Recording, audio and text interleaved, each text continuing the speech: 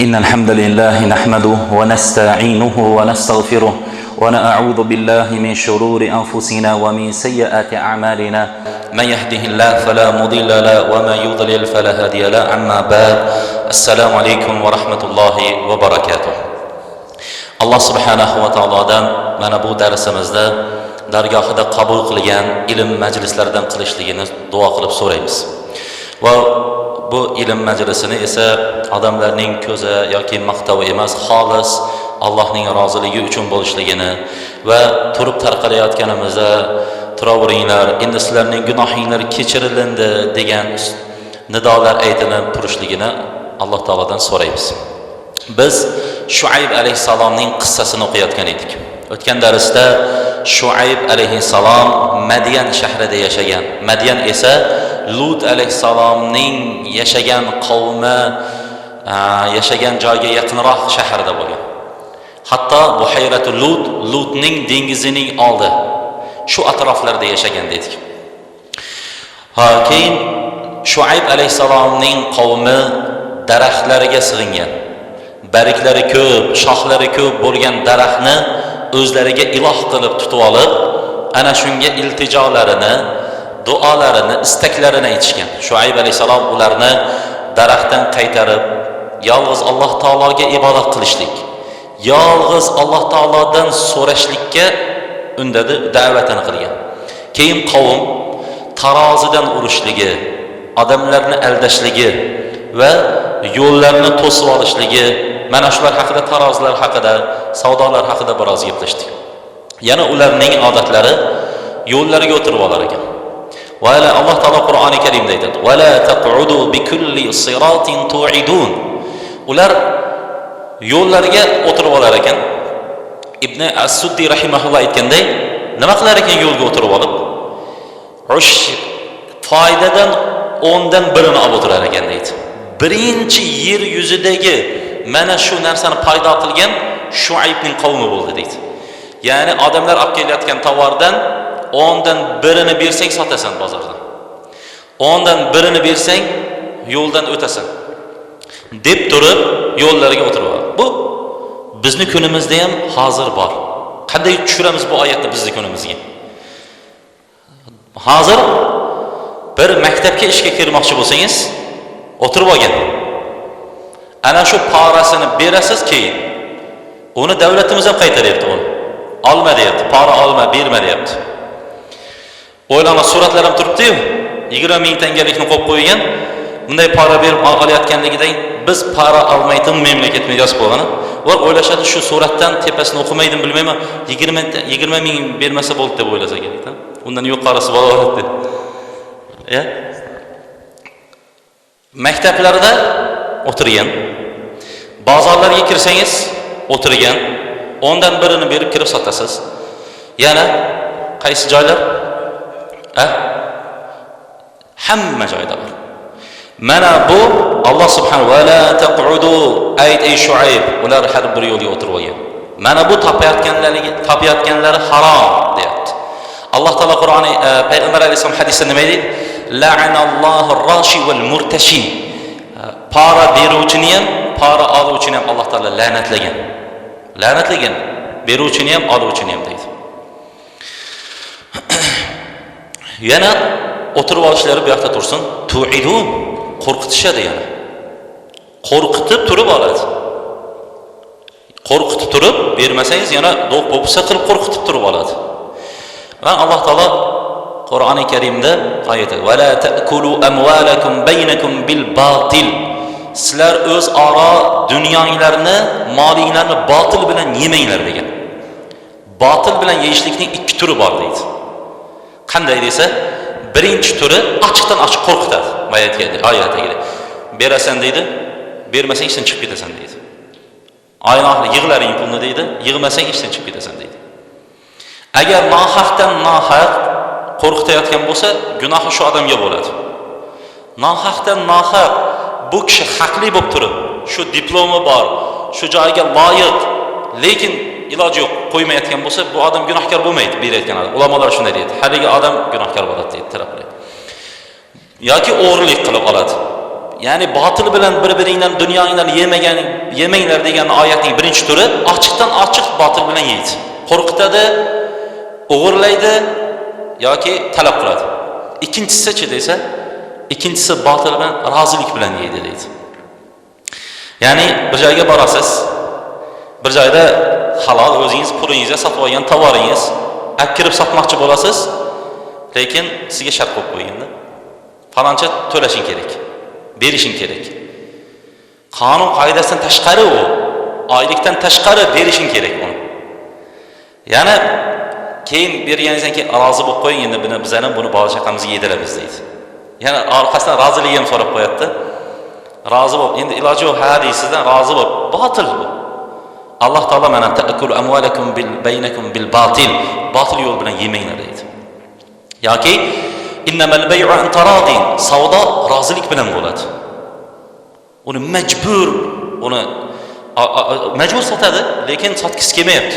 Lekin majburlikdan norozi bo'lib turib sotyapti. Majburlikdan beryapti. Majburlikdan qilyapti. Mana bularning bari shariatda harom qilingan. Va ular Shuayb alayhisalomning qavmi mana shu ishlar bilan shug'ullanadi. Bi kulli sirat, har bir yo'lga o'tirgan. Qavmda qanday tijorat, qanday tu'idun, qo'rqitadi bir-birlarini. Va tasudduna an sabilillah, va yana Allohning yo'lidan to'sishadi deydi. Va man amana bihi, iymon keltirganlarni Allohning yo'lidan to'sha va tabghuna hivaja, egri yo'lni xohlashadi. Dinda egri yo'lni xohlashadi. Xo'p, nima uchun Allohning yo'lidan to'sishadi? Nima uchun ular Allohning yo'lidan to'sishadi? Alloh rozi bo'lsin. Ya'ni Qur'oni Karimni hech kim o'zgartira olmaydi. Alloh taolo Qur'onni men saqlayman degan. Bir harfini ham o'zgartira olmaydi. Lekin o'zgartira olmagandan keyin endi iymon keltirganlarning yo'lini to'sish kerak. Yopish kerak. Butun da'vat yo'llarini yopish kerak. Da'vat yo'llarini to'xtatishga harakat qiladi.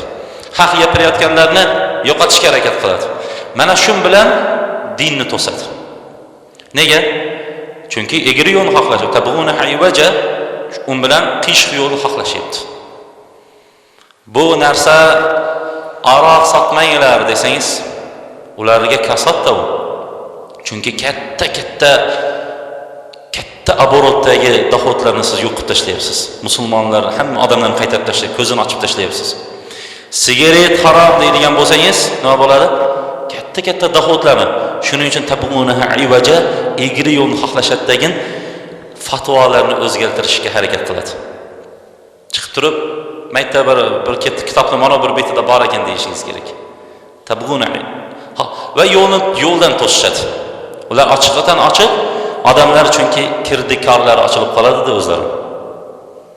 Shuayb alayhisalomni mana shundan to'sishmoqchi. Va tasudduna an sabil, Allohning yo'lidan to'sishmoqchi ular. Shuayb alayhisalomga ergashganlarni Allohning yo'lidan to'sishmoqchi. Va tabghuna ivaja, egri yo'lni xohlashmoqchi. Bizlarda ham bor bu. Hozirgi zamonimizda bo'lib yotgan narsalar. Mana bu narsa joiz emas ekan, bu narsa harom ekan deydigan bo'lsangiz, deydi. Yoki bir kishi kelib turib, bo'laverar ekan bu narsa desa, mana domla deydi. Haliga fatvo olib bering, mana eng zo'r domla ekan. Bo'lar ekan, ko'p kitob o'qiganda bir joydan topdi deydi. Tushunyapsizmi? Lekin siz aytsangiz, yo'q, ular egri yo'lni xohlashyapti. Ularni yo'llariga to'g'ri kelmayapti. Ularni ayblarini ochib tashlayapsiz. Ular shuning uchun Allohning yo'lidan to'sishadi deydi. Shuayb alayhisalom va zikuru iz kuntum qalilan fakassarakum. Shuayb alayhisalom aytdi: "Ey qavm, eslanglar, sizlar oz edinglar. Shaharda oz edinglar. Fakassarakum, Alloh taolo sizlarni ko'paytirdi. Ko'p bo'ldinglar endi, bir shahar bo'ldinglar. Vanzuru kayfa kana aqibatul mufsidin." Fasod qilgan qavmlarga qarasanglarchi. Kimlar ular? Yaqinda o'tdi-yu. Qaysi qavm o'tdi? Lutning qavmi o'tdi-yu yaqinda. Sizlar shunga qo'shni qishloqda yashayapsizlar. Shuni ko'rdinglar, bildinglar, eshitgansizlar. Ularning oqibatlari nima bo'lganiga qarasanglar tushunyapti. Keyin qavm, to'g'ri aytyapsan Shuayb. Sen Allohning payg'ambarisan. Haqsan sen. Qabullaymiz demadi. Bunday demadi. Nima dedi? قالوا يا شعيب أصلاتك تأمرك أن نترك ما يعبد آباؤنا أو نفعل ما في أموالنا. Ey Şuayb, sening namozing ota-bobolarimiz qilib kelgan ibodatdan qaytaryapti. Sening namozing shu narsa qilyapti. U xato deyapti. Dadalarimiz, bobolarimiz yurgan yo'l xato deyapti. Aw naf'ala fi amwalina, dunyolarimizni xohlagandek dunyolarimizni ishlatishlikni qo'ymayapti namozing. Uni harom deyapsan, mana tarozini bunday deyapsan, ana yo'lni bo'lmaydi deyapsan. Namozing seni shunday qilyapti dedi. Sen chaqirayotgan yo'l deyapti.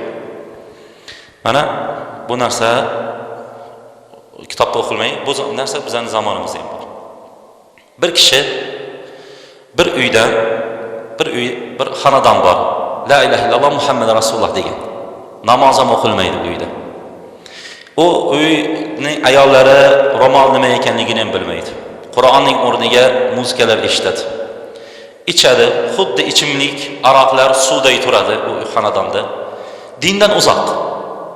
Batamoman uzoq. Keyin u uydan bir odam namoz boshlab qoladi. Bir odamga Alloh taolo biriga hidoyat beradi. U namoz boshlaydi-da, mana shuni keyin namozini o'qiydi, mana shuni darslarga keladi. Yoki mauizalarni eshita boshlaydi. Eshitadi, eshitgandan keyin namozning fazlini biladi, namoz o'qiydi. Keyin Qur'on haqida eshitadi. Muzikaning o'rniga Qur'on eshitadi. Qur'on eshitadi, keyin mauiza eshitadi, dars eshitadi, bilimini kuchaytiradi. Keyin qarabdiki, qarasa, ayollari hijobda bo'lish kerak ekan. Farzandlari ham namoz o'qish kerak ekan. Bo'lmasa u javobgar ekan uyda. Keyin keladi, sekin, "Ey o'g'lim, namoz o'qi" deydi. Namoz o'qiysizlar. Ayoliga aytadi, "Ro'mol o'ra" deydi. Ro'mol o'ra. Ertaga qiyomat kunida men sen haqingda javob beraman. Avratlaringni yop deydi. Bolalariga aytadi, namozlaringni o'qidingmi deydi. Muzika eshitmalaring deydi. Mana keyin nima deydi ayoli? Siz namoz o'qimagan paytingiz yaxshi ekan deydi. Sizni burungi yurgan paytingiz yaxshi edi. Jim yurardingiz. Endi to'ylarimiz nima bo'ladi deydi. Shuncha to'ylarga bormaymanmi endi? Bayramlar, bazmlar, o'yin kulgilar qayta deydi, dindan oldingi paytingiz yaxshi edi siz deydi. Saqal qo'yishingizdan oldingi paytingiz yaxshi edi sizning. Ha? Namoz o'qishdan oldingi paytingiz yaxshi edi. Kelardingiz, ichib, uxlardingiz, azonda joy ketaverardingiz. Hozir ana bo'lmaydi, mana bo'lmaydi deyapsiz. Sizning namozingiz hamma narsadan qaytaryapti deydi. Bo'lyaptimi? Bo'lyapti shu narsa, to'g'rimi? Ana Şuayb alayhisalomga dedi. Asolatuka ta'muruk, namozing buyuryapti. Burungi ibodatlarimizda, burungi hollarimizdan yurishlikdan, burungi yo'limizni tutishlikdan namozing qaytaryapti seni. Aw naf'ala fi amwalina, dunyolarimizni qanday ishlatishlikdan qaytaryapti. Ana harom, bu harom deyapsan. Mana bir kishidan so'radik, nega hajga bormaysiz? Hajga bormaysiz desa, endi hajga borgandan keyin, yoqqa borib kelgandan keyin namoz o'qish kerak ekan, to'liq. O'qimay yursang uyat endi. Keyin deydi, bunday o'tirishlar yo'q deydi. Ag'ayinlarni birozini to'xtatish kerak ekan. Kuruklarni azaytirish kerak ekan. Keyin bo'ldi, ana sotdi magazindagi bir ikki narsalarni yo'qotish kerak ekan. Chunki dunyolar qanday? Shuning uchun hozir bormay turay deyapti. U haj meni to'sib qo'yadi. Namoz qaytarib qo'yadi. Qanday pullarni ishlatishimizni, nimalarni olib sotishimizni, qanday narsalarni deydi degan uzoq yo'laveradi. Xo'p, yana bir kishidan so'raysiz. Nimaga namoz o'qimayapsiz desa, bir ayol kishidan, nimaga namoz o'qimayapsiz desa, u ham aytadi, namoz o'qiydigan bo'lsangiz tirnoqlariga loq qo'ymash kerak ekan. Keyin deydi, xohlaganday moda kiyimlarni kiya olmas ekansan, to'kka hijobda yurishing kerak ekan, yopib bir xillik kiyim. Ana undan keyin xohlagan joylariga borib o'tira olmas ekansan, erkaklar bilan to'yda o'ynay olmas ekansan, namoz o'qigandan keyin. Namoz ko'p narsalardan to'xtashing kerak ekan namoz o'qigandan keyin. Shuning uchun boshlamay turibman deydi. Ha, siz musulmonsizmi? Ha. Dadangiz, bobangiz musulmon bo'lganmi-otalar? Ha, musulmon bo'lgan. Xo'p, musulmon deganda nimani tushunasiz shunda? Nima qilasiz? Musulmonlikni nima? Endi Xudoy tomoq ihson qilib turamiz uyda deb. Shunday deb tushunadi dinni. Ya'ni ihson qilinsa, Xudoy qilinsa, birov kelib, bo'ldi, musulmonchilik mana shu bilan deb o'ylaydi. Chunki ko'p odam o'ylaydi, namoz qaytarib tashlayapti. Dinga kelsam ko'p narsalarni to'xtashim kerak deb o'ylaydi. Mana Shuayb alayhisalomning qavmi ham shu narsani aytibdi. Ey Shuayb, namoz o'qiydigan bo'lsak, bu hozir bozordagi ishlarimiz bari kasodga uchraydi deyapti. Zakotlarni berishimiz kerak bo'lib qolyapti. Sadaqalar qilishimiz kerak bo'lib qolyapti. Dunyomizni o'zimiz xohlaganda ishlata olmayapmiz. Yoki bo'lmasa, ko'p narsalardan qaytarib qo'yapti dedi. Bizlar xohlagan ishlarni qila olmayapmiz dedi. Innaka antal halimur rashid. Sen halim, yumshoq, rashidsan dedi. Buni ulamolar ikki maqsadda aytgan degan ekan shu so'zni. Qavm. Innaka la anta, sen yumshoq, halimsan deb ikki maqsadda aytilgan. Birinchi maqsad deydi, ya'ni sen yumshoqsan, ya'ni sen dindasan, payg'ambarsan, endi qaytarasan, u bo'lmaydi bu. Sen yumshoqlik qilmaysanmi? Yengillik bermaysan odamlarga. Jannat bunday bo'ladi, amal qilsanglar bunday bo'ladi deb odamlarga ana harom, mana harom, ana bunday bo'ldi degandan ko'ra yumshoqlik qil endi. Rashid bir yo'l topib ber. Yo'l topib beradigan, to'g'ri yo'l ko'rsatadigan yumshoqsan deyapti-da, qarasangiz. Ana shu paytda kofirlar musulmonlarning yumshoqligidan foydalanar ekanda. Achingiz chiqib endi do'ppingizni yechib, nima deyapsan sen deganingizda, musulmonsiz u, namozxonsiz, qo'ying desa, keyin to'ppingiz qaytib kiyasizda. Yoki bo'lmasa hoj akasiz sizga yarashmaydi desa, xo'p deb turishingiz kerak-da. Ya'ni musulmon shunday tarbiyalashadi, kofirlar shunday deb aytadiki, musulmon halim, yumshoq, doim uni so'ksangiz ham, ursangiz ham, gapirsangiz ham xo'p bo'ladi, sizniki to'g'ri deb. Yoki boshiga arqon solsangiz mo'ynini egib ketaveradi degan. Yo'q, musulmon deb bo'lmaydi. Payg'ambar alayhisalom aytdi: "Man qatala duna nafsihi 'irdihi fa huwa shahid." Kim o'zining irzi abro'yi uchun urushadigan bo'lsa shahid dedi. Kim ahlini qo'rg'ab urushadigan bo'lsa shahid dedi. Misol uchun uyingizga birov kirdida, ayolingizga, qizingizga tajovuzlik qilyapti. Endi jahlingiz chiqib, musulmonsiz siz desa, indamay turasizmi? Musulmonsiz, sizga yarashmaydi urushishlik. Sizga birovni urushi yarashmaydi, jahlingiz chiqadi-yu. Qanday qilib turib, bo'lib ham dinga ular masxara qilib gapirganda, seni namozing u, sening falonchang bu, seni namozing shuni qaytaryapti, hajga borsang bunaqa bo'lasan deb dinni ustidan kulib turganda qanday ularga yumshoqlik qilishingiz kerak? Tushunyapsizmi? Qanday ularga yumshoq va to'g'ri, mayli deb o'tirishingiz kerak? Qanday ularni uyiga borib turib, qanday misol uchun dinni gapirib turgan odamga xo'p sizniki to'g'ri deb turib, qanday ihsoniga borishingiz kerak? Qattiq qo'l bo'lishingiz kerak, gapiradigan joyda aybini gapirishingiz kerak, xatosini gapirishingiz kerak. Ular o'yladiki, dindan uzoqlar, johillar yoki kofirlar halim, doim xo'p sizniki to'g'ri deb turish. Shu maqsadda aytdi deydi. Shu maqsadda aytdi deydi. Yoki bo'lmasa, ikkinchi narsa, sen yumshoqsan, rashidsan, biluvchisan, to'g'ri yo'lni topib beruvchisan degandan maqsadi maqtab aytdi deydi. Maqtab insonga yoqadi-ku. Ana deydi, kechada bittasidan so'ragan edim deydi, bo'lmaydi, harom deb aytdi. Shunga siz bilimlisiz u, sizga keldim endi siz narsa desa, ha yo'q, unga bo'laveradi deysiz-da, maqtagandan keyin. Hozir ana bo'lmaydi deb aytib qo'ygan endi. Endi sizni kelib maqtagandan keyin siz endi bo'ladi degan fatvoni topib berishingiz kerak-da unga. Shuni shu aytib aytibdi-da, endi sen yumshog'ingsan, sen zo'rsan, to'g'ri yo'lni biluvchisan deyapti Shuayb alayhisalom. Ha, mayli endi ko'ringlar deb aytib ketmaydi endi Shuayb alayhisalom. Shu maqsadda aytdi deydi. Maqtov insonni sindiradi. Bir kishiga kelib turib, agar haqiqatan xolis bo'lmaydigan bo'lsa, bir ahli ilmga kelib turib, agar maqtab, unga bilimini maqtab, boshqasini maqtab savol so'rasangiz, sizga hamma narsani xo'pdim deb yuborishi mumkin.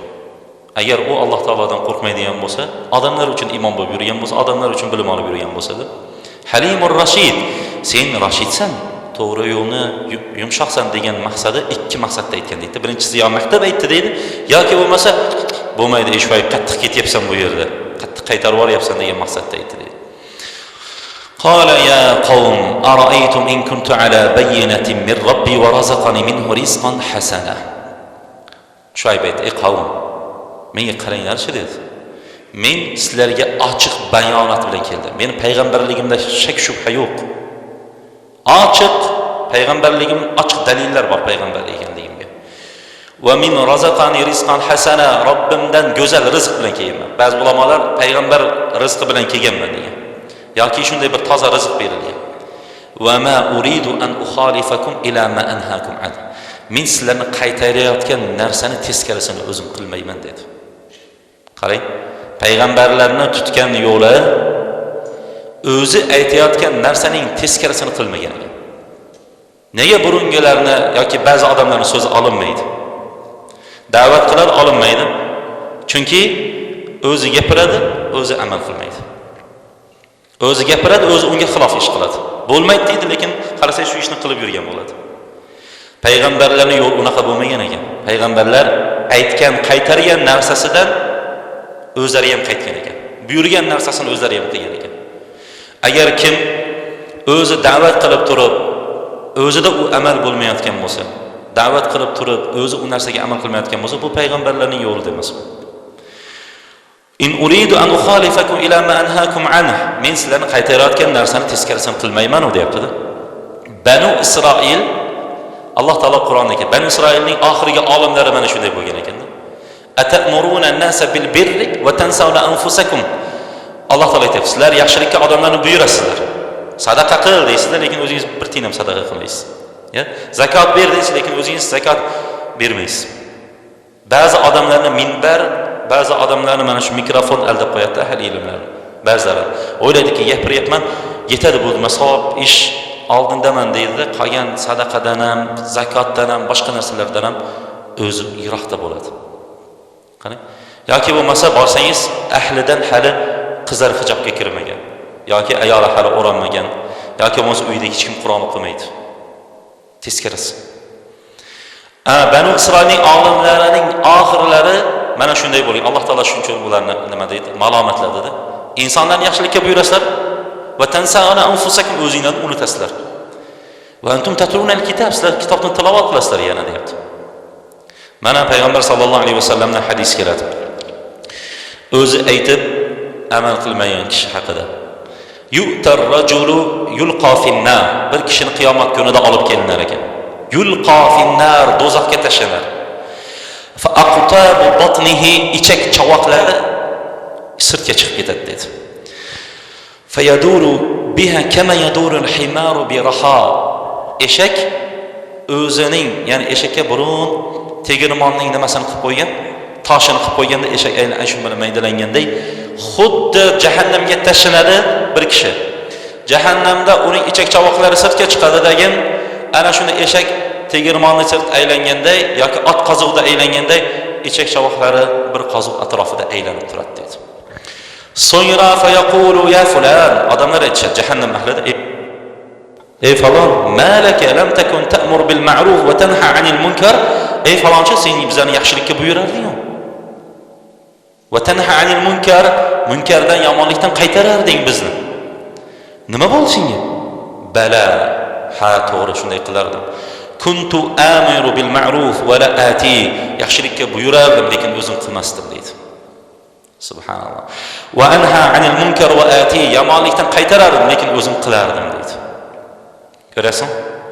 Odamlarga bu narsa harom deysiz, lekin o'zingiz qilasiz. Odamlarga da'vat qilasiz. Bunday qilma deysiz, lekin o'zingiz qilib qo'yasiz shu narsani. Birinchidan da'vatingiz qabul qilinmaydi. Ikkinchidan da'vat qilib turib, qaytarib turib, yaxshilikka buyurib turib, yomonlikdan lekin o'zingiz teskarisini qilib yurgan bo'lsangiz, jahannamda mana shu azob bo'lar ekanda. Mana ulamolar aytadi. Al-alim mathalul alim alladhi yu'allimu an-nasa bil khayri va yansawna anfusahum. Bir olimning misoli, odamlarni yaxshiliklarga buyurib, ta'lim berib, o'zini esdan chiqarayotgan olimning misoli kamasalis siroj. Shamga o'xshaydi deydi. Yonib, yorug'lik berib, o'zini kuydirib ado qilyapti deydi. O'zi ado bo'lyapti. Lekin odamlar yorug'lik berib yotibdi. Shamni misoli deydi. Shuning uchun ulamolar aytgan ekan, "Ey, aytgan hadisingga bir marta bo'lsa ham amal qilib qo'y" degan ekan. Chunki shu hadisning ahlidan bo'lasan deganda, bir hadis eshitdingiz, o'qidingiz, bir marta bo'lsa ham amal qilib qo'yish kerak ekan. Doim amal qila olmasligingiz mumkin, to'g'ri, eshitgan narsangizga, eshitgan oyatingizga, Lekin bir marta amal qilsangiz, mana oyatga amal qilib yurganlar qatoriga qo'shilasiz-da. Hech bo'lmasa bir marta qilgansiz-ku. Bu oyatga amal qilgan, bu hadisga amal qilganlarning safida bo'lasiz-da. Shuning uchun bir marta bo'lsa ham amal qilib qo'yish kerak. Shunday qilib turib, Shuayb alayhisalom aytadi, men o'zim aytayotgan narsani, sizlar qaytarayotgan narsa o'zim teskarisini qilmayman. Ba'zi oilalarda shu narsa bo'ladi-da. Kelasiz, kuchayib ketasiz endi. Da'vat qilasiz, qaytarasiz, lekin o'zingizga teskarisini qilib yurgan bo'lasiz. Yoki otalarda ko'p bo'ladi bu. O'g'lini olib kirib turib uradi, sigaret chekma deydi-da. Lekin o'zi o'tib uyda sigaret chekadi. Qanday da'vat qabul? Birinchidan da'vat qabullanmaydi, o'tmaydi, o'zi amal qilinmagani. Ikkinchidan boyagi shamga o'xshashda o'zini ado qilib yotibdi, birovga yorug'lik berib yotibdi. Yoki boya hadisga tushadi. Ichma deydi, o'g'lini ichishligini, chekishligini yomon ko'radi. Lekin o'zi shuni teskarisini qiladi. In uridu illa al-islah mastata'tu, men qo'limdan kelgancha islohni xohlayapman dedi. To'g'rilashlikni xohlayapman dedi Shuayb alayhisalom. Men faqat sizlarni to'g'rilashlik, isloh qilishni xohlayapman. Va ma tawfiqi illa billah. Tawfiq Alloh taoloda. Kimni hidoyat qiladi Alloh taolo? Qaysi biringlar menga iymon keltirasizlar? Qaysi biringlar iymon keltirmaysizlar? U o'zingizning xohishinglarda. Tawfiq Alloh taoloda. Alayhi tawakkaltu ilayhi munib. U zotga men tavakkul qilaman va u zotga suyanaman. Shunda qavm aytdi, ya qavm la yajri, Shuayb alayhisalom yana davom qilib turib, va ya qavmi la yajrimannakum shiqaq yusibakum mithla ma asaba qawma nuh aw qawma hud aw qawma salih va ma qawma lut minkum biba'id. Ey qavm, meni yomon ko'rishinglar. Yomon ko'ryapsizlar, bir odam bir narsadan qaytarganda, haq aytganda yomon ko'riladi. Yomon ko'ryapsizlar. Lekin mana bu yomon ko'rishinglar Nuhning qavmiga kelgan, yoki Hudning qavmiga kelgan, yoki bo'lmasa Solihning qavmiga kelgan azobni keltirib qo'ymasin meni yomon ko'rishinglar. Ular ham payg'ambarlarni yomon ko'rdi. Payg'ambarlar olib kelgan yo'lga ergashmadi. Yoki Lutning qavmiga kelgan. Lut va ma minkum biba'id, sizlarga uzoq emas u dedi. Sizlar shuni joyida yashayapsizlar. Lut dengizining joyida. Alloh taolo halok qilib ustiga suv yurgizib olgan joyda yashayapsizlar. Sizlar zamonda ham, makonda ham uzoq emaslar dedi. Qanday bo'ldi payg'ambarga itoat qilmagani uchun? Uzoq emas sizlarga. Xo'p, savol. Nima uchun qavm yomon ko'radi? Nima uchun qavm yomon ko'ryapti? Ha? Yo'q. Savol yomon ko'ryapti deb mana nima uchun qavm ergashmayapti? Yomon ko'rgani uchun deydi-da. Shiqoqiy deyapti-yu. Yomon ko'rganingizda siz birovga ergashmang. Bir odamni yomon ko'rsangiz, dushmaningiz bo'lsa, keyin bir insof kelib qolib, unga bir to'g'ri narsani aytib kelsa ham sizga men shu bir to'g'ri narsani aytib orqasidan bir narsasi bor buni deb turasiz-da. Qabullamaysiz uni. Odam yomon ko'rgan odamidan hech qachon to'g'ri so'z aytilsa ham qabullamaydi deydi. Agar yaxshi ko'rgani bo'lsa deydi, xato so'z aytsa ham qabullayveradi. Mana Shuayb alayhisalom yomon ko'rgani uchun aytibdiki, meni yomon ko'rganinglar sizlarni halok qilib qo'ymasin deyapti-da. Halok qilib qo'ymasin. Vastagfiru robbakum. So'ngra aytibdiki, Robbinglarga istighfor. Va qalu ya Shuayb. Ular aytishdi endi qavm. Ey Shuayb, ma nafqahu kaseeran mimma taqulu va inna lanaraka fina da'ifa. Ey Shuayb, sen aytayotgan narsalarning ko'pisini tushunmayapmiz dedi. Sen aytayotgan narsalarni biz ko'pisini tushunmayapmiz dedi. Nima? Yaxshi ko'rmagandan keyin, biroz gapirgandan keyin nima bildiryapti deysiz-ku? Ya'ni qulog'iga ham kirib chiqmagan ekanda, yoqtirmagandan keyin. Ana tarozidan urma, yo'llarga o'tirib olmalaring, daraxtlarga ibodat qilmani yoqmayapti bu nafslarga. Shundan keyin ko'p aytgan da'vatlaringni tushunmayapmiz deganda. Mana payg'ambar alayhisalom aytadi-da, hubbuka shay'in yu'mi va yusmi deydi. Bir narsani yaxshi ko'rsang, ko'r bo'lasan, kar bo'lasan deydi. Bir narsani yaxshi ko'rsangizchi, ko'r bo'lib kar bo'lasizda. Haqiqatni ham bu yaxshi ko'rib qoladigan bo'lsa, misol uchun bir ayolni bu odamlar monon xatosi bor desa ham ko'rmaysiz, yomonlasa ham eshitmaysizda. Shunday bo'lasiz. Endi bir odamni yomon ko'radigan bo'lsangiz ham xuddi shundayda. Yomon ko'radi, ana yaxshi, bunaqa desangiz ham yaxshiligini ham ko'rmaysiz yoki o'zi eshitmaysiz. Mana shuning uchun ko'p narsani tushunmayapmiz dedi. Va mimma taqulu nimaga? Va inna lanaraka fina da'ifa. Sababi seni biz zaif deb ko'ryapmiz dedi. Zaifsan sen. Sen zaif. Mana subhanalloh, jamiyatda bir odamning martabasi bo'lsa, bizlar shunday o'lchaymiz. Tarozi shundayda bizlarda. Puli, dunyosi, martabasi bo'lsa 4 soat gapirsa ham eshitamiz uni. Eshitib o'tiraveramiz. Agar bir zaif, nachar, puli yo'q odam gapirib qoladigan bo'lsa, tabriklab to'ylarda al mikrofonni gapirmay qo'y. Chiqarib, iloj bo'lsa chiqarib yuborlaring to'ydan deymiz. Mensimaymiz-da. Ya'ni gapiryapti, mensilmayapti-da. Shuayb alayhisalom. Mensimayapti. Zaifsan sen deyapti. Shuning uchun aytadi, yana boy bo'lsa ham, og'zi qiyshiq bo'lsa ham boyning bolasi gapirsin deganda, unda eshitadi hamma, qiyshiq bo'lsa ham deydi. Shunga o'xshash zaifsan sen demoqchi. Mana shu tarozi xato deydi. Odamning kiyimiga qarab turib, odamning yurishiga qarab turib, odamning oddiy, sodda, yumshoqligiga qarab turib muomala qilish eng katta xato narsa-da bu. Bir odam agar yaxshi kiyimda kelsa, qimmat brend kiyimlarda yoki yaxshi bir martabada, mansabda ishlasa, sizniki to'g'ri hamma gapi eshitiladi uni. Tinglab turamiz hamma gapini.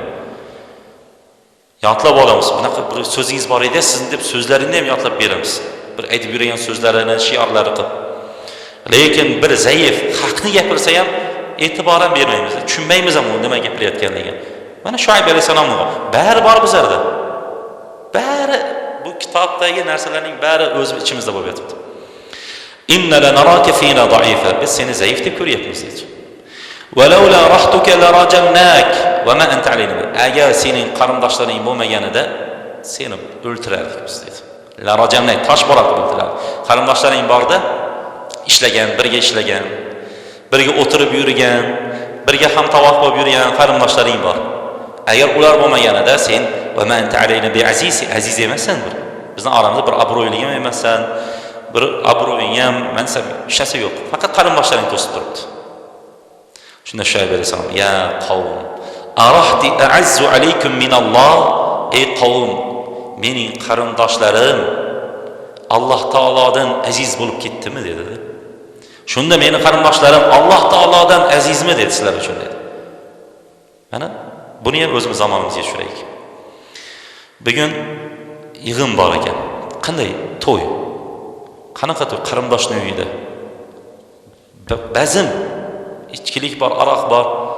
Bora olmayman. Nega? Qarindosh u. Qarindoshlik qayerda qoldi? Nega bormaysan? Qaytaradi. Shunda qarindoshingni tark qilasanmi? Shunda ammangning to'yiga bormaysanmi? Amaking to'yiga borib, arahti a'azzu alaykum Shuayb alayhisalom. Qarindoshlarim Alloh taolodan azizmi shunda? Alloh qaytaryapti u joyni o'tirishlikdan. Alloh qaytaryapti. Mana o'tganda bittasi aytibdi. Bir qarindoshimiz, ammamiz deydimi, sehrgar, falchi deydi. Adam doim urishadi deydi. Nega bormaysan? Nega o'tirmaysan? Xudoy qilsa ham bormaysan. Sen vahobiy bo'lib ketyapsan, falonchi bo'lib ketyapsan, pistonchi bo'lib ketyapsan. Vahobiyga bu nima aloqasi bor bu narsa? Subhan, uni topayotgan narsasi sehrdan bo'lsa, oilalarni buzib topayotgan bo'lsa, er xotinni ajratib topayotgan bo'lsa, uni topayotgan narsasi pal ochib g'ayblarni bilaman deb da'vo qilib topayotgan, qanday o'tirib yeb ichasiz? Ammangiz xolangiz bo'lsa, a'azzu alaykum. Shunda Alloh taolodan azizmi shunda u? Yo'lasizmi? Shu oyat tushadi-da bu yerga. Aytibdiki, ular qarindoshlaring borda, ro'katlar. Agar bo'lmaganida o'zimiz bilardik, deyapti. Xuddi Nabiy sollallohu alayhi vasallamga shu narsani aytgan-ya. Payg'ambar alayhisalom, Muhammadni agar orqadagilari bo'lmaganda Abu Talib, Abdul Muttoliblar, boshqalar bo'lmaganida o'zimiz bilardik nima qilishdi deganda. Allah yo'q. Alloh taolo vattakhaztumuhu wara'akum zihriya. Alloh taolo sizlar orqanglarga tashladinglar. Mensimadinglar. Ha, Allohmi qo'yav dedinglar-da. Namozmi? Endi namozing tiyaptimi sen to'yga borishlikdan? Namozing tiyaptimi seni qarindosh urug'likdan? Yo'q. agar u yaxshi bo'lganida, agar u Alloh taoloni itoatida bo'lganida, agar u haromni qilmaganida borardik. 2 kun oldin xizmatda turardik. Inna robbi bima ta'maluna muhit. Robbim hamma narsani biluvchi deyapti. Biluvchi, hamma narsani ilmi o'rab olgan. Va ya qawmi i'malu ala makanatikum inni amil. Ey qavmlar, o'zinglarning o'rningizda turib amalinglarni qilaveringlar. Inni amil, men ham o'z amalimni qilaman. Sawfa ta'lamuna ma ya'tihi azabu yukhzihi wa man huwa kadhib. Yaqinda Alloh taoloni sharmanda qiladigan azobi keladi. Shu vaqtda bilinadi kim yolg'onchi, kim kazzob, bari bilinadi. Vartaqibu, kutinglar, inni ma'akum raqib, men ham sizlar bilan birga kutaman shuni dedi. Shunda qavmning kattalari aytdi: "Qalal mala'u allazina istakbaru min qawmihi." Shunda qavmning kibr qilganlari aytdi deyapti-da. Qarasangiz, kibr birinchidan kibr to'sar ekan haqdan ham. Payg'ambar alayhisalom kibr nima degan? Batarul haq va ghamtun nas. Kibr haqni inkor qilishlik, insonlarni pastga urishlik. Kibr shu bo'ldi. Pastga urasiz insonlarni va haqni qabul qilmaysiz. Ana shu kibr qilgan kattalar aytdiki: "La nukhrijannaka ya Shuayb wallazina amanu ma'aka min qaryatina." Ey Shuayb, biz seni va senga iymon keltirganlarni qishlog'imizdan chiqarib yuboramiz dedi. Aw la ta'unu fi mil, yoki bizning yo'limizga qaytasan dedi. Biz chizib bergan narsani gapirasan, biz qilib bergan narsani gapirasan, yoki seni qishlog'imizdan chiqaramiz, yoki bizning yo'limizda yurasan dedi. Subhanalloh. Mana shu narsani talab qilishni xohlaydi ular, kofirlar, ya'ni o'zini yo'lda yurgizishlikni, o'zini gapini gapirtirishlikni xohlaydi ular. Yoki chiqarib yuboramiz deyapti. Nega? Nega qavm so'raydi, nega chiqarib yubordinglar Shuaybni? Nima bo'ldi Shuaybga? Qishloqdoshimiz edi-yu, faloncha edi desa, ha endi u aytish kerak-da, u faloncha, pistoncha deyishlik uchun yoki bizning yo'limizga ergashmadi deb aytamiz deyapti-da. Shuncha aytadi. Biz bilan birga bo'lmadi deb aytamiz Shuaybni. Ya'ni bizning anaqamizda yurmadi deb aytamiz yo'limizda. Shuning uchun chiqarib yubordik deymizda. Qala, shunda Shuayb alayhisalom aytibdiki: "Qala awwalau kunna karihin." Men xohlamasam, bizlar u yo'lni yomon ko'rsak ham, sizlar majburlaysizlar. Yomon ko'ramiz biz u yo'lni. Mana inson musulmon kishi namoz boshlaganidan keyin, yo hidoyatga kelgandan keyin burungi yo'llarini jirkanch bilan eslaydi. Qanday badqoqlarda yurdim, qanday bir yo'lda yurdim deb bir eslaydi. Qanday qaytamiz? Bizlar o'zimiz aytgan bo'lsak, tarozilar xato, tarozilar harom, urmanglar, bu yo'l, daraxtlarga ibodat qilmang. Shu yo'lni xohlamasak, qanday bizni majburlaysizlar? Qanday qaytarasizlar bizlar? Agar deydi, bir insonga iymon kirsa-da, iymon kirganidan keyin burungi qilayotgan gunohlarini jirkanch bilan eslasa, unda iymon komil iymon bo'libdi uniki. Ha, bizlar shunday bo'lardik, mashinaga o'tkazardikdagi Chimkentga tushguncha bir qizlarni aldab qo'yardik deb maqtanadiganlar bor. O'zim quloqimda eshitganim. Shuni o'tkazardik deydi, Chimkentga tushguncha haligi sinib qolardi deydi bizga deydi. Iymonga kelgan endi shu paytlarda deb aytib, agar shu paytdagi gunohini, burungi paytdagi gunohlarini ham maqtanishni aytayotgan bo'lsa, hali unga iymon to'liq kirmabdi unga. Subhanalloh. Shuayb alayhisalom aytayapti, biz u yo'lni yomon ko'ramiz bo'ldi. Hidoyat keldi, yolg'iz Alloh taolaga ibodat qilishlik, mana to'g'ri yurishlik, odamlar haqqini yemash, qanday u yo'lda yuramiz biz? Qadiftarayna alalloh kazi, agar biz yana shu yo'lga qaytsak, Allohga tuhmat qilibmiz unda. Agar deydi bir inson dinda yurib, mana halol, mana harom deb yurib, keyin namozni tashlab ketadi-yu, dindan chiqib qaytish ishda, shunda Alloh taologa tuhmat qilayotgan bo'ladi. Chunki odamlar aytadi-da, kecha sen uni harom deyotgan eding-ku, nega qilyapsan desa, xuddi men ishonmay qoldim deganday bo'ladi-da, buni amal qilmay yurgan. Namoz o'qib yurdi-da, Alloh bor, qiyomat kunida namoz haqida so'raladi deganday namoz o'qib, keyin namoz tashlab qo'ydim, xuddi yo'q ekan qiyomat kuni deganday Alloh taologa tuhmat qilgan bo'ladi-da bu. Hijob o'radi, dagi ertasiga hijobini yechib oldi. Xuddi hijob farzda, keyin bilib qoldiki, farz emas ekan bu, qiyomat kunida u haqida so'ralmaydi degandek bo'ladi, dinga kelib turib qaytishligida inson. Tushunyapsizmi?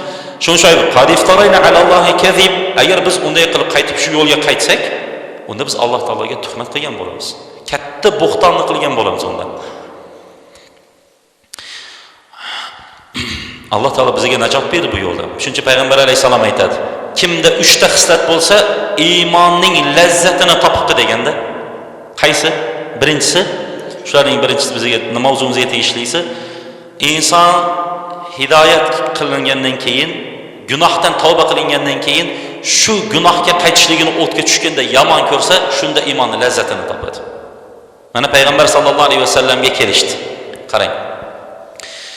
Ular ya'ni dushman kimsalar, kofir kimsalar mana shu narsani xohlaydi-da, insonlarni qaytib o'zini yo'liga qaytarishlik, qaytib shu egri yo'lga qaytishlikni xohlaydi-da.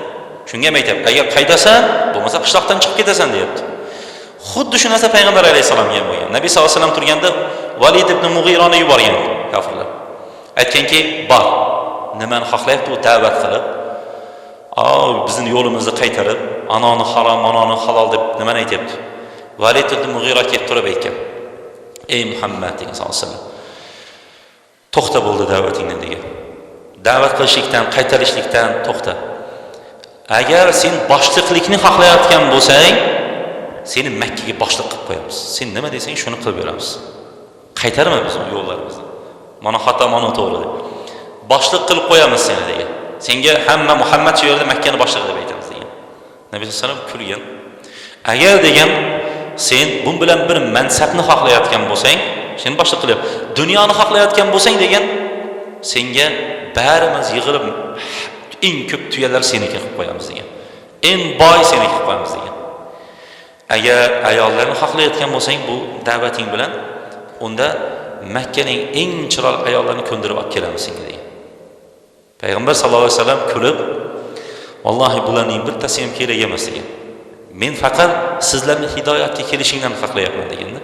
Bu payg'ambarlarning yo'li mana. Qaytmang ya Rasululloh alayhisalom ham. Shuncha dunyo mansab berilayotgan bo'lsa ham. Ya, bizlarda ba'zi insonlar nima qiladi? Agar nima deydi, birov kelib turib, agar sizlar deydi namoz o'qisanglar, qishloqdan chiqib ketasizlar yoki biz aytayotgan yo'lga qaytasizlar desa, ha bo'pti deb qaytib ketaveramiz. Bunday bo'lmashi kerak.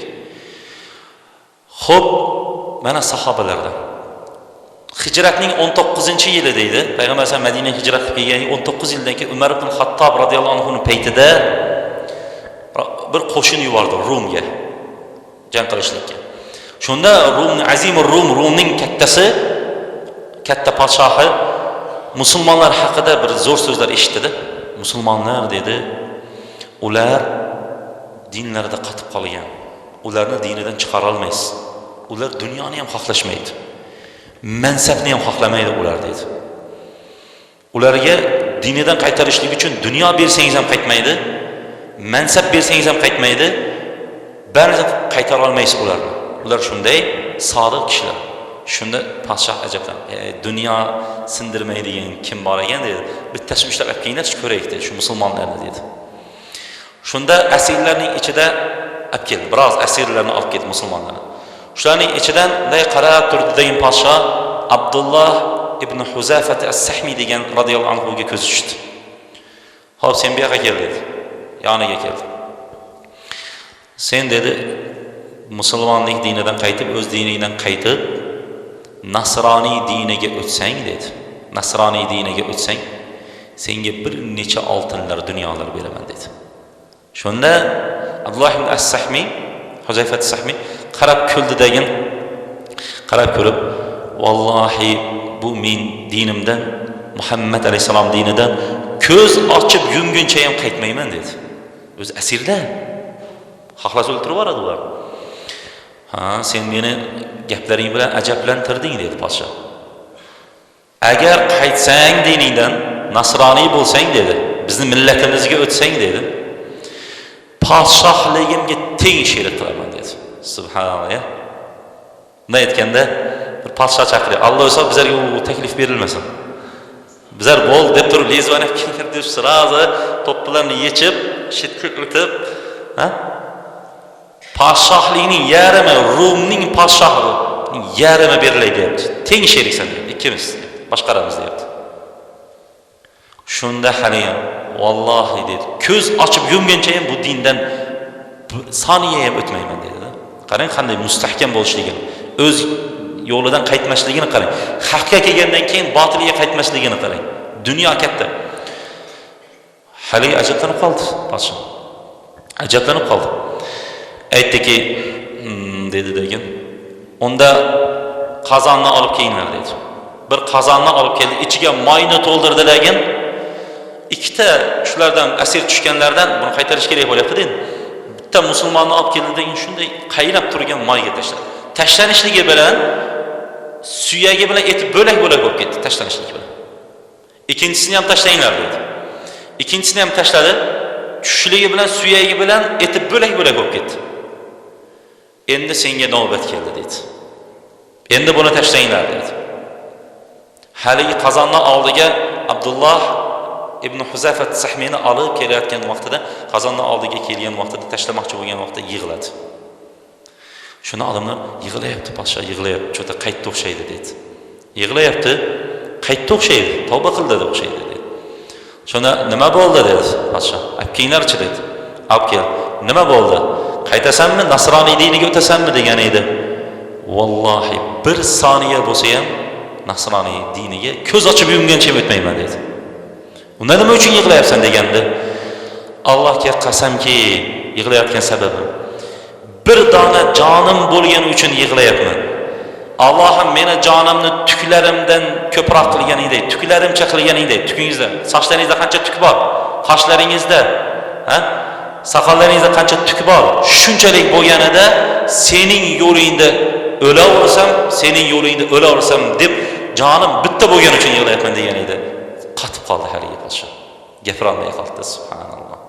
Qarasangiz, gapira olmay qoldi. U sendagi yigit yigitni o'ltirish ham uvol dedi. Qarang. O'ltirib olish ham uvolda dedi. Endi qo'yib yuborsa podsho hech narsa qila olmadi dedi. O'ltirib yuboray desa tan beryapti. Sobit turishligiga, dinga kelganidan keyin bizlar o'sha bir kun bor, bir kun yo'q, bir kun kuchli, hamma musulmon bo'lsa musulmon bo'lib ketaveramiz. Hamma kuchayib ketyapti-da, ertaga chiqmay tursangiz masjidlarga, erta xudoylaringizga jamoat kelmay qo'yadi. Chiqib turishingiz kerak. Keyin zaiflashib ketamiz. Unday bo'lmagan ekan. Sobit turishidan tan beryapti, hurmat qilyapti-da. Bo'pti dedi. O'ltirib yuboray desa qiymayapti, qo'yib yuboray desa hech narsa qila olmadimmi deydi podsho. Boshimni bitta o'p dedi bo'ldi dedi. Boshimni bitta o'psang dedi bu. Qarab turib, yo'q dedi. Biz hech qachon kofirlarga egilmaymiz dedi. Va kofirlarning boshini o'pmaymiz dedi. Subhanalloh, qarasangiz, shunday holatda tursa ham. Keyin aytdiki, faqat qarab turdi degan. Agar o'psang qo'yib yuboraman dedi. Qolgan musulmonlarning ham barchasini qo'yib yuborasanmi dedi. Ha deganda, Robbim sen ko'rib turibsan men nima uchun u ishni qilayotganligim dedi degan. Shu musulmonlarni ham qo'yib yuborayotganligi uchun, hammani najotda qoldirayotganligi uchun keldi degan, boshini bitta o'pdi. Madinaga keldi, bari musulmonlarni qo'yib yubordi. Madinaga kelgan vaqtda Umar ibn Xattobga shu voqea aytilganida, Umar ibn Xattob hamma musulmonlarga Abdulloh ibn Huzafat as-Sahmini boshini o'pishlik vojib bo'ldi dedi degan, kelib boshlarini o'pib qo'ydi. Ana, shu narsa bo'lish kerak bizda. Ozgina sinov kelsa yo'q. Burunlar qanday bo'lar misol uchun? Keyin ozgina sinov kelib hozir namozlarni ham tashlab ketgan odamlar bor. Dinda unday emas din. Musulmon zamonaviy musulmon bo'lmaslik kerak. Kuchayib ketsa, kuchayib ketib, holatga qarab o'zgarib ketib, holatga qarab o'zgarib, yo'q, musulmon qanday o'rgandi dinni? Qaysi narsani nima deb bildi? Shu narsada turib, o'rganicha shu narsada amal qilishlik kerak. Ana Shuayb alayhisalom aytadi, biz yoqtirmasak, agar unday qilib dinimizdan qaytib ketadigan bo'lsak, Allohga katta tuhmat qilgan bo'lamiz biz. Va ma yakunu lana an na'uda fiha illa ayasha Allah. Biz unga to'g'ri kelmaydi bizga unday qaytishlik. Illa ayasha Allah, illa Alloh xohlasa. Chunki qalblar Alloh taoloning qo'lida. Alloh taolo biladi. Qalblar Alloh taoloning barmoqlari orasida degan. To'g'rimi? Hadis bor. Allohning irodasida degani bu. Allah bir kun, chunki bilmaymizda, Payg'ambar alayhisolamning hadisi keladi. Bir odam solih amalni qilib yuradida, o'limiga bir qarich, bir ziro deydi. Mana bu ziro. Bir ziro qolganida jahannam amalini qilib, ya gapini gapirib do'zaxga tushib ketadi degan. Bir odam do'zax amalini qilib yuradida bir qarich qoladi jahannam o'limga. Jannat amalini qiladi, jannatga kirib ketadi degan. Ulamolar bu oyat hadis tafsirida aytadi. Qanday u amal qilib yursa-da do'zaxga kirib ketadi. Chunki qalbida xolislik bo'lmasa, Alloh uchun degan narsa, bu namozni ham Alloh uchun o'qiyapman, bu Qur'onni ham Alloh uchun o'qiyapman degan narsa bor. Riyo, odamlar maqtashlik uchun ko'za xo'ja, uni Alloh taolo oxirida ko'rsatib qo'yadi, oqibatini. Uni ko'rsatib turib o'ldiradi. Oqibati bu. Chunki ichidagi narsa sirtiga chiqadi deydi. Lekin bir odam haqiqatda adashuvda, lekin qalbidan biladi u narsaning xato ekanligini, qalbidan biladi bir kuni namoz. Ana shunda Alloh taolo hidoyat berib jannat amalini qilib ketishligi mumkin. Robb wasi'a robbuna kulli shay'in ilma. Alloh taoloning ilmi bar narsani qamrab olgan. Bar narsani yerdagi mayda narsalar, hasharotlar nima qilayotganligi, osmondagi qushlarning qanotlari qanday harakat qilayotganligining barchasini Alloh taolo biladi. Biladi Alloh taolo kim qanday amal qilyapti, kim qaysi yo'l bilan amal qilyapti, barini biladi. Kim nima uchun masjidga kelyapti, nima maqsadda kelyapti, barini Alloh taolo biladi. Allohga tavakkalna, biz Robbimizga tavakkul qildik dedi. Shunda qavm aytdiki, endi qarasa qavm foyda bo'lmayapti Shuayb alayhisalom da'vatida. Va qala al-mala'u alladhina kafaru min qawmi. Qavmidan kattalari kofir bo'lganlar aytdi, la in ittaba'tum Shuayban innakum idan la khasirun. Shaytonning foyda yo'q bo'ldi, qaytmaydi bu. Endi orqadagilarni qaytarish kerak-da. La in taba'tum Shuayban innakum idan la khasirun. Agar Shuaybga ergashsanglar, sizlar zarar ko'rasizlar dedi. Endi odamlarni qaytaryapti. Ergashmanglar deyapti-da. Agar sizlar tinglasanglar yoki bo'lmasa ergashsanglar, sizlar zarar ko'rasizlar deb qaytaryapti. Shunda qarasa odamlar ergashyapti, yana odamlar qaytmayapti. Birin-keti iymon keltiryapti. Qalu innama anta minal musahharin. Endi 3-yo'lga o'tishdi. Aytdiki, Shuayb sehrgarlardan dedi. O paytda sehrdan odamlar qattiq qo'rqishar ekanda, sehrlab qo'yadi desa, u sehr odam u sehri yo'qib ketmasin deb oltda gaplashmasa ekan ham qochib ketar ekan. Shuncha Rasululloh alayhisolamga ham sehrgar dedi-yu. Sehrgar desa, hozir meni bir narsa qilib qo'ymasin bu deb odamlar qochib ketar ekan. Sehrgarlardan deb qochiryapti-da odamlar. Bizning zamonimizda qanday qochiradi endi hozir? Da'vatchilarning oldidan. Kim aytadi? Ana shu bir narsani topish kerak-da. Anta minal musahharin va ma anta illa basharun mithluna. Sen kimsan o'zi deyapti Shuaybga. Basharun mithluna, bizlarga o'xshagan bir basharsan. Bir odamsan. Endi bugun kelib payg'ambarman deyapsan, yurarding-ku deyapti. Inna zunnuka, hozir ham bor bu narsa. Subhanalloh, barini o'z tushiraversangiz bo'ladi bizning zamonga. Kech aytdi dedi, bizlardan bir yurgan bola aytdi, bugun imom bo'lyapti deydi. To'g'rimi? Bizlar bilan yurgan edi, prostoy bo'lib yurardi dedi. Aytdi, bordan bir 2-3 yil o'qib, endi kelib imom. Payg'ambarlarga shu so'z aytilgan ekanda. Va ma anta illa basharun mithluna. Bizning misolimizga bir basharsan degan ekanda. Kimsan deganda? Hech kimsan, yurarding deganda, xuddi ular o'ylaydiki bir payg'ambarman desa bir farishta kelish kerak. Bizlar aytdik-ku, agar farishtadan yuborganida ham birinchidan sen farishtasan, sen yemaysan, ichmaysan-da, shuning uchun payg'ambarsan. Shu yo'lda biz chida olmaymiz u yo'lga derdik. Agar farishta qilib yuborganda payg'ambarlar. Yoki bo'lmasa, ikkinchisini aytdik, farishtalar bilan gaplashib bo'lmaydi dedi. Payg'ambar alayhisalom 2 marta ko'rgan, ikkalasida ham qiynalib qolgan. Jibrilni o'z suratida ko'rgan edi. Farishtalar bilan mumkin emas. Xo'p, mana shuni aytishadi. Odamlar o'ylaydiki, bu sizning shaharingizda yashasa, sizning qishlog'ingizda yashasa, bu oddiy odam deb o'ylaydi. Bir boshqa olib kelsangiz, boshqa joyga kelsa bir avliyo keladi endi. Subhanalloh, shu ilm, shu olim sizning shaharingizda yashayapti aslida. Undan ham kuchli yashayapti o'zi. Lekin odamlar shunday edi, oldingda oqqan suvning qadri yo'q deydi. Biroq bir boshqa bir shahardan keladigan bo'lsa, uni aniq o'ylaydi, "Men avliyo keldi, mana endi payg'ambar keldi" deydi-da, yoki bo'lmasa endi olim keldi deydi. Yo'q, ana shu hadisni u ham aytibdi. Ana shu narsani shu ham aytibdi. Undagi bor, bunda ham bor. Misol, tinglayman desang, nega borib tinglamayapsan? Nega eshitmayapsan? Maqsad eshitishlikmi, amal qilishlikmi, eli borib suratga tushishlikmi u bilan. Shuni yaxshilab. Va innazunnuka laminal kazibin, yoki seni biz yolg'onchilardan deb o'ylayapmiz dedi. Achinarli ish etdi-da. Bir odam uyda tarbiya oladi, yolg'on gapirishlik mumkin emas. Yolg'on gapirmaydi, hayotda chestlik bo'ladi, lekin unga kelib turib, sen yolg'onchisan desa shetda achinarlik.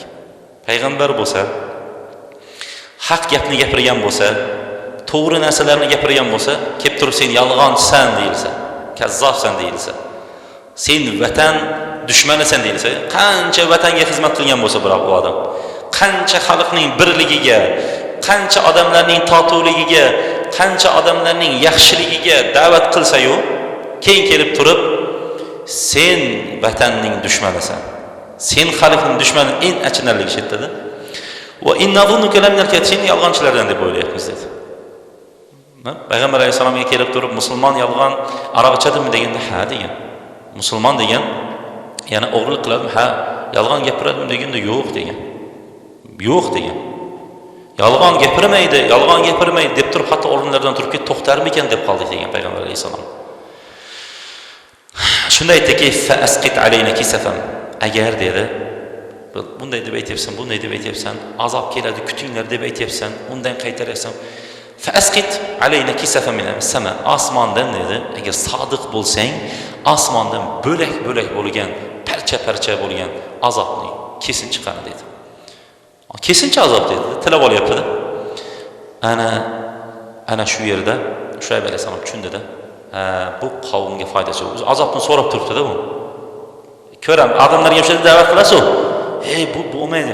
Borganda ko'ramiz endi deydi. Qiyin-da bu so'zdan keyin nima aytishingizni bilmaysiz. To'g'ri?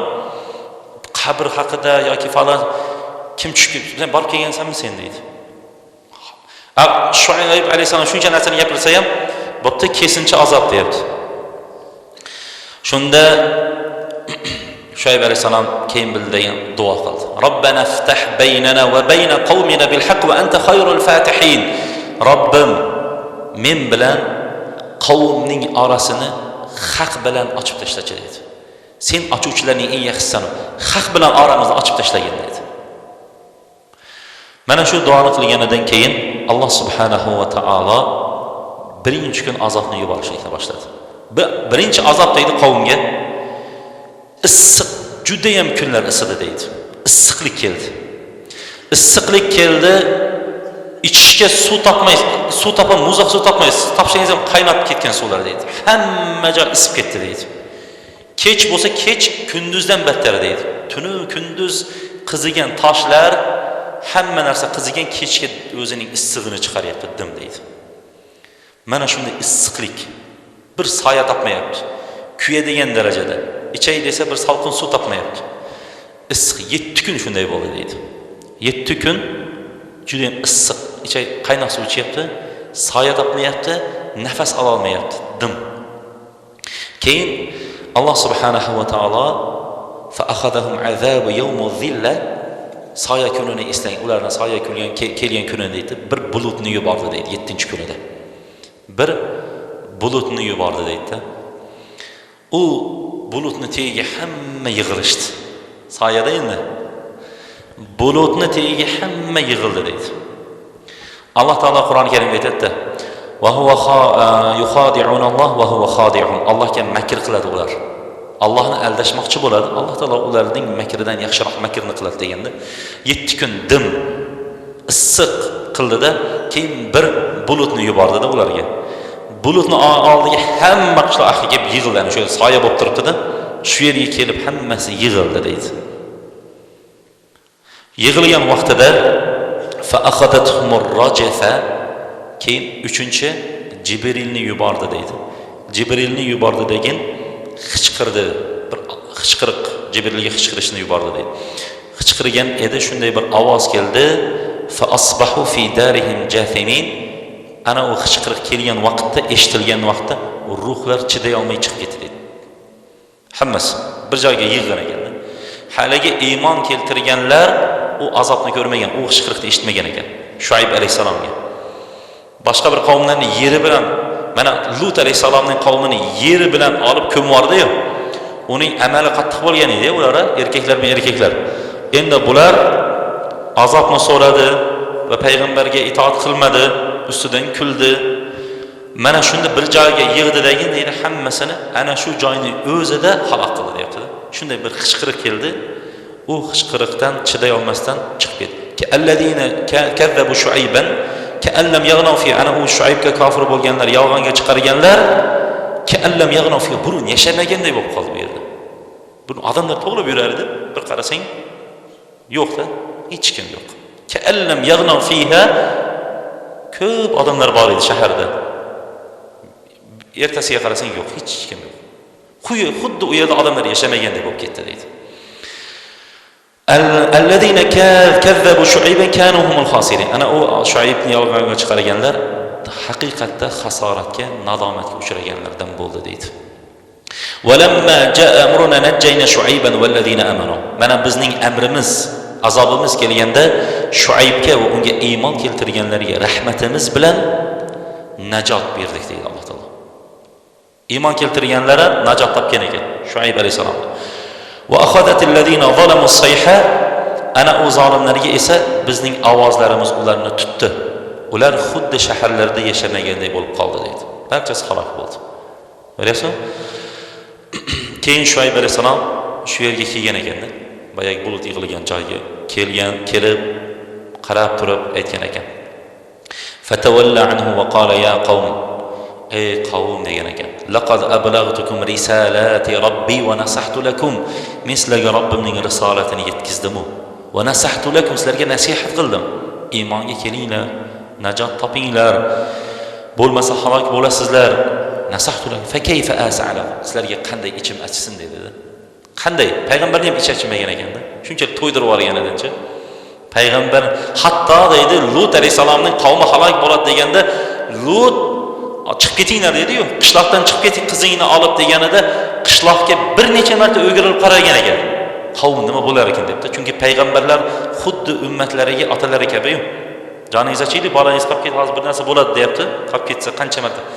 Qavmga bir necha marta qaraganda. Shuayb alayhisalomning to'ydirib yuborganligida Shuayb alayhisalom aytadi: "Fa kayfa asa ala qawmin kafirin."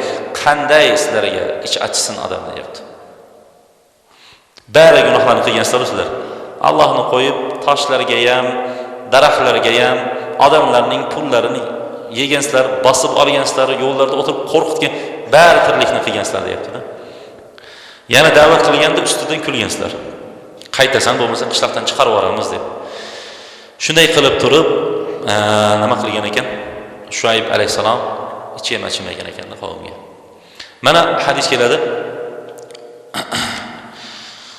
Shuayb alayhisalom yig'ladi deydi.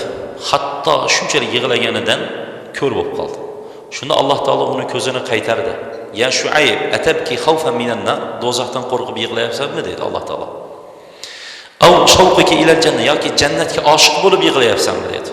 Shunda Shuayb alayhisalom bal mahabbatiki, balki mahabbatika, balki sening muhabbatingni xohlab yig'layapman degan. Shunchalik yaxshi ko'rib yig'layapman. Qachon? Fa nazartu ilayk, agar senga nazar solsam, fala ubali ma yusna'u bi, menga nima bo'layotganligini o'zim sezmayman degan. Shunchalik bog'langan ekan Alloh subhanahu va taologa Shuayb alayhisalom. Senga seni ko'rgan yoki seni eslagan vaqtim nima bo'layotgan atrofimda bilmayman, sezmayman degan ekan. Va awhalloh ila, shunda Alloh taolo vahiy qilib turib aytgan ekan: "Hani'an laka ya Shuayb." Senga ey Shuayb muborak bo'lsin. Shuning uchun senga Musa ibn Imronni xizmat qildirib qo'ydik degan ekanda. Bilasizmi, Shuayb alayhisalom keyin o'tamiz. Ikkita qizi bo'lgan. Endi shu vaqtda Musa alayhisalom ham yashayapti-yu. Uni qissasini inshaalloh o'tamiz endi. Shuayb alayhisalom da'vat qilyapti Madiyanda. Musa alayhisalom endi kattayapti. Musa alayhisalom hali payg'ambarlik kelmagan, Madiyan shahriga kelyapti. Shu voqealar bo'layotgan vaqtda endi Madiyan shahriga keldi, suv olmoqchi bo'ldi. Shuayb alayhisalomning nimasini, qizlarini ko'rib qoladi. Keyin kelib turib yaxshi ko'rib xizmat qiladi uyida. Shuni aytayapti-da endi. Musa alayhisalom uyida biroz xizmat qilib yurgan u. Shuayb mana shuning uchun degan ekan, meni muhabbat qo'yganing uchun Shuayb Musoni senga xizmat qildirib qo'ydim degan ekan-da uyga olib kelib. Shunda ulamolar aytadiki, Alloh taologa muhabbat qo'ysa inson deydi, yaxshi ko'rsa, hatto hamma narsani Alloh taolo unga xizmat qildirib qo'yadi deydi-da. Bari narsani xizmat qiladi.